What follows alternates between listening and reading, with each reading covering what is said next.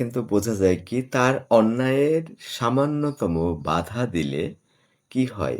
সে অনেক বেশি অত্যাচার করে। তার মানে তার অন্যায়ে, তার মানে আপনার হাসব্যান্ডের অন্যায়ে, আপনার বয়ফ্রেন্ডের অন্যায়ে সামান্যতম যদি বাধা দেন, "এটা করো না, ওটা করো না, সেটা করো না, এটা ভুল, এটা ভালো লাগে না, এটা করবা না।" এরকম এই যে সামান্য আপনি বাধা দিচ্ছেন, এই সামান্য বাধাতে দেখবেন যে আপনি আরো অত্যাচারিত হবেন।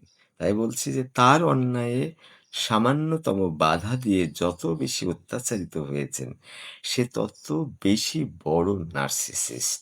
তার মানে নার্সিসিস্ট সবসময় নিজেকে ভালোবাসে, নিজের সুখ স্বাচ্ছন্দ্যে সে ব্যস্ত হয়ে পড়ে।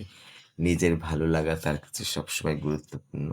ফলে একটা কিছুতে যখন আপনি বাধা দিবেন, তখন কিন্তু সে রেগে মেগে আপনাকে আরো অত্যাচার করবে।